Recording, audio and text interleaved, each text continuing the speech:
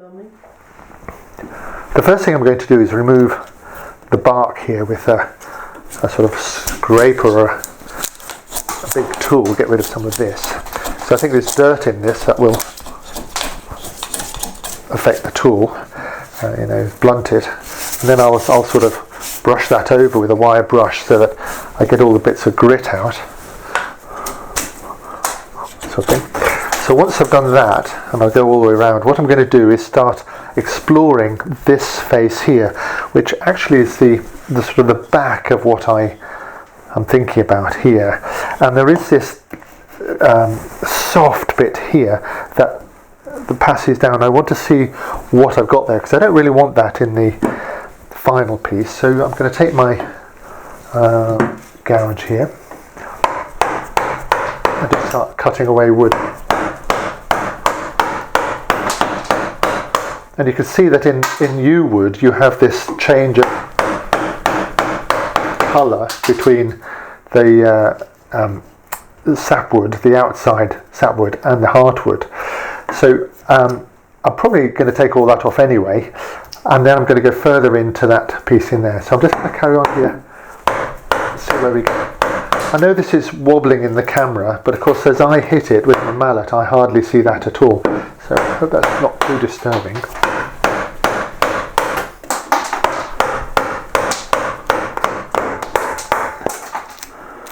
You can see really easily how punky this is. Horrible.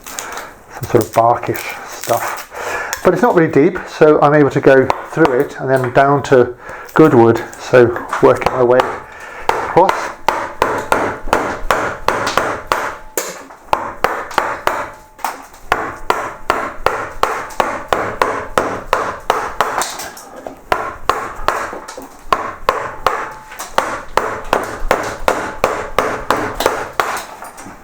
I've cleared away all that soft wood, tiny little bits left here. I'm left with a streak down here which I think goes into the wood, so I'm not really able to do much about that, and that'll do just a really nice bit of figuring in the wood. I want to say that although I've now cleared away the waste here, I'm actually now starting to bost in. In other words, I'm starting to think about my surface, what's going on here.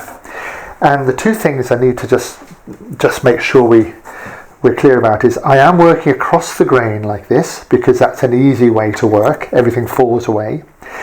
But as I work this carving, I'm paying attention to the bottom of these trenches. That's a really important thing to think about. Not the crud in between, all these ridges, but all that like little finger scores really, and I'm trying to think about laying those on a surface that I'm trying to feel underneath, trying to visualize underneath. That's what I'm doing. So this now represents, or starting to represent, the back of the wood. It's going to be curved this way, I think, and it's going to be coming in, tapering down here.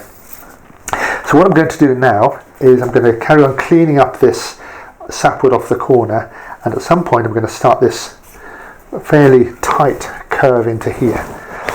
But so I'll swing it round and I'll be working into this bit next. Same sort of thing, across the grain, trying to feel that sort of shape I want.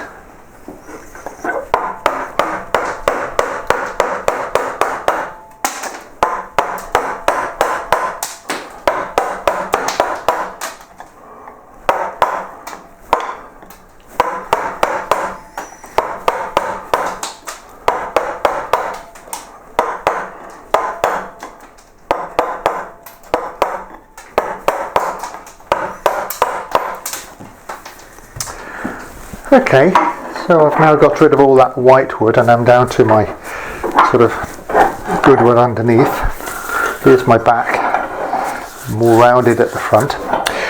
So now I'm going to start my main shape, and one of the things that strikes me about my idea was this plane here, across here. It's not flat, it's slightly curved this way and has this really interesting shape with one corner a bit higher.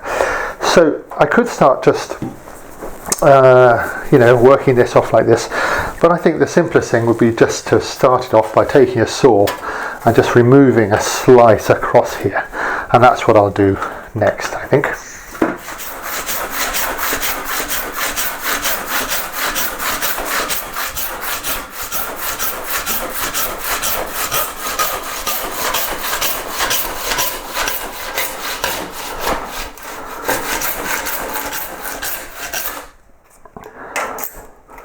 happy with the look of this.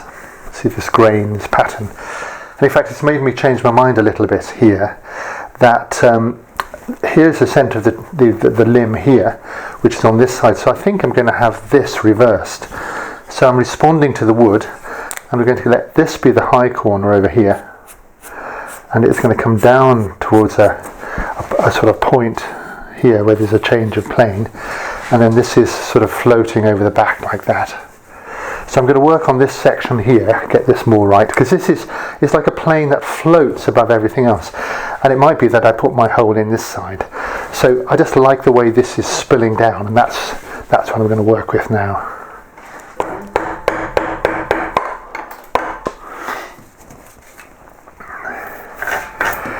I've left a bit of a thickness here because the back's going to slope up. What blows me away here is just this fantastic grain pattern. It's much harder working across end grain, but you see all the rings of the tree here. And of course Barbara Hepworth was working mainly in tropical hardwoods, mahoganies, that sort of thing, and wouldn't have seen this temporal zone sort of effect of rings, so it's much more bland. So she probably wasn't influenced by the grain so much, but I can't help it. I'm going to have to allow for the fact that this is this beautiful thing here, and then this is all coming down. So my shape, I still will have a corner up here, and it'll come down like this. I'm not quite sure what I'll do here, but I'll be bringing this around, following this grain pattern, and then this one comes over. So I still want two corners, one up there, one here. So now I've got that, so for the moment, that's roughly there. What I now have to do is start back to my bossing in, feeling this shape, and especially finding where that corner and that change of plane here and here happens. If you look at the back here, you can see I've got a Veritas hold fast into the end of the vice itself here. The reason I've got that there is as I'm hammering away, it can loosen in the actual jaws of the vice, and the thing can start tilting. So this just makes sure that this end of the board doesn't come out. So that's what that's about. And that's tightened up here. It's a little safety thing. So now turning to my carving, what I want to say here is that as I'm carving along, of course I'm thinning down here. That's my plan, is to have this wider at the top and thinning. I don't quite know how far down I'm going to go, but I suspect I'm going to go right down to here. But the point is that as I start thinning, what I'm doing now is I'm coming downhill with the grain. So this is across the grain here, this way, but this is now downhill as if I'm sharpening a pencil. So I can start coming down like this. So besides working this way, I can start coming down.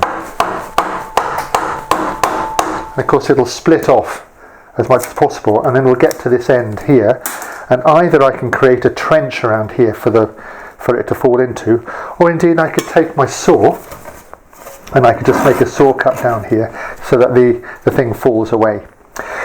So it's going to be a mixture of this way, chopping this way, slimming that, and keeping an eye on this change of plane here. These are what I want to have, these changes of plane, these lines here and here as I work.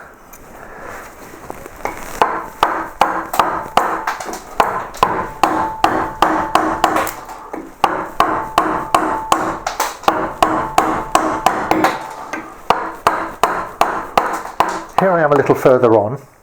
I've been working along here, as I said. I was looking at it, and I felt, just looking at this piece of wood, that I really wanted the whole thing tilted and this corner higher than this corner. So what I've done is I put a wedge of wood in there and rebored a second hole at an angle. So I've got the thing tilted a little bit. It's impossible to just tilt that in the vise. So it's like that now.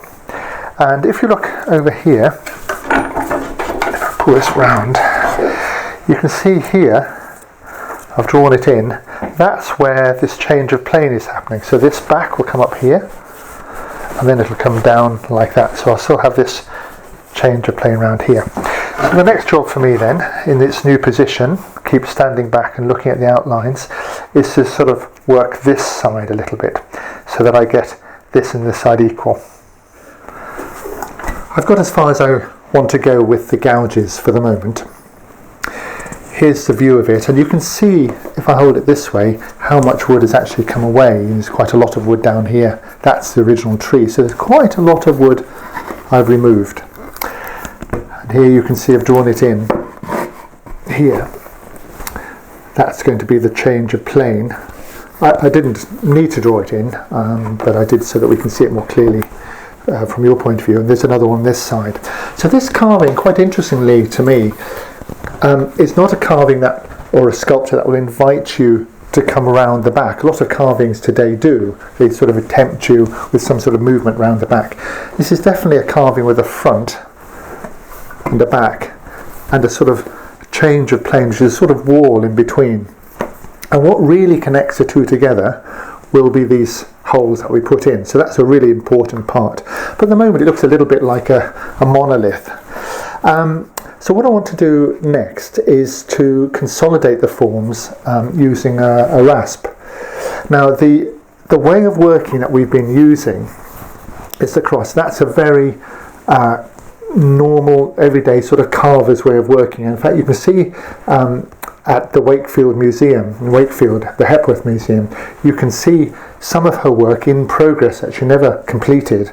And this cross-cutting like this, these movements across the grain with the gouge as a way of working is very prominent. So again, it's something that's quite an important way to approach a carving, thinking all the time of where you're going to lay this gouge on. So you're feeling the form as you're carving.